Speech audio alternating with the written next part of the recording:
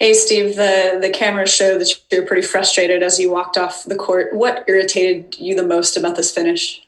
It wasn't so much the finish. I was disappointed that we just let them off the hook. You know, we had every opportunity in the second quarter to take control of that game, and we just made too many mistakes. You know, too many one pass possessions. You know, last night we had one of our best passing games of the year. The ball was moving.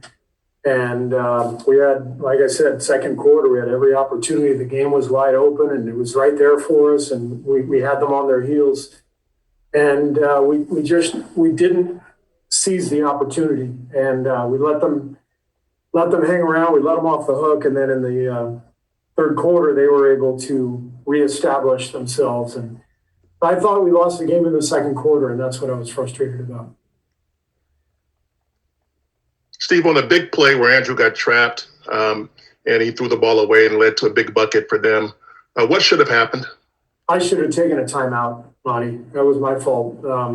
As soon as I saw him trapped, I should have run onto the court and taken a timeout, and I didn't do that.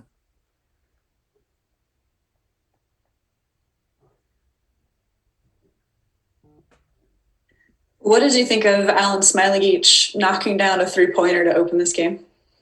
Yeah, it was great to see. You know, Smiley's worked hard, and he finally got an opportunity to play, and he battled out there. It's a tough matchup with Valanciunas, and it's great to see Smiley, you know, knock down that first shot. The bench loved it, and yeah, good to see him out there.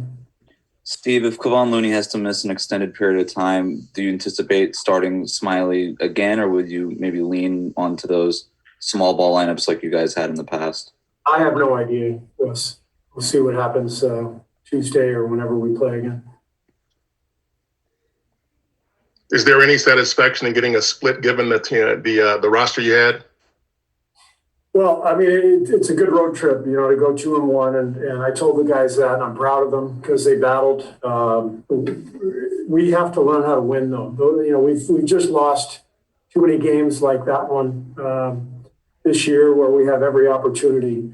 But winning close games, you have to learn. You have to learn what that means, how to do it, and so we've got to continue to work and get to the point where we can do that. But you've got to do it with execution. You got to seize moments, like I mentioned in the second quarter, where we had just too many turnovers and one pass possessions, where you could feel that the game was ours if we wanted it, and.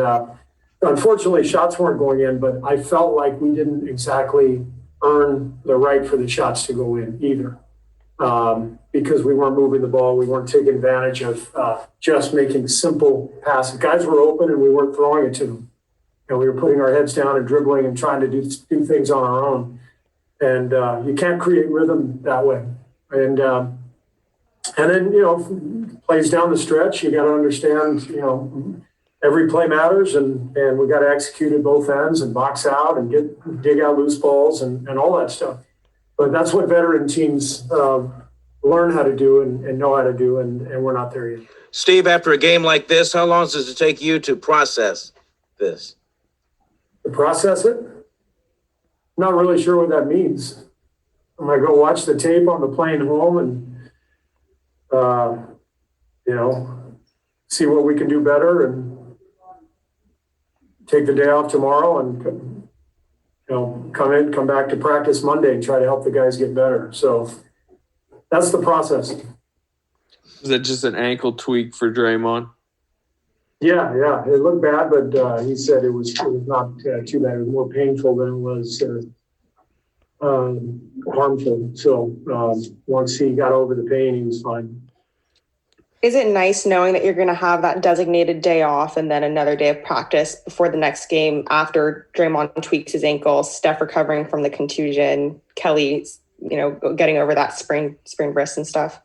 Yeah, not to mention, you know, 3 games in 4 nights and flying back home tonight, 4-hour flight. So guys need to take a day off and yeah, and hopefully the next couple of days, guys will heal up, but we'll see how everybody does. Juan, what do you think about the aggressiveness you guys played with tonight, but letting this game escape you at the finish? I think there's a lot of moving parts to a basketball game, and I don't think we filled all those holes. You know, we let the second quarter get away from us a little bit, and I think that came back to bite us in the butt. So we just have to put together a complete game. Stay aggressive. Shots are gonna fall. We're not gonna fall sometimes, and you know we just got to stay with it on both ends.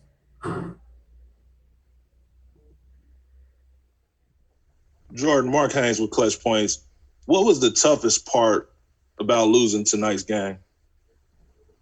I think just because we felt like we had it, you know, we were neck and neck, and you know, obviously they're a good team, and credit to the Grizzlies, but we got to find ways to pull it out at the end of the game. You know, find ways to get the win and execute down the stretch. But you know, we got to just learn from this one and get on to the next one because we got a game in a couple of days. All right, last one tonight. We got Nico's ready to rock and roll again. Start with our beat reporters first, please.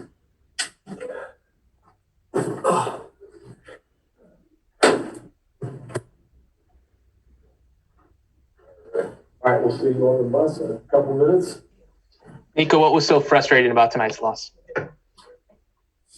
Just the fact that it's a back-to-back. I think we have the juice. We battled. I think Coach Kerr said it too.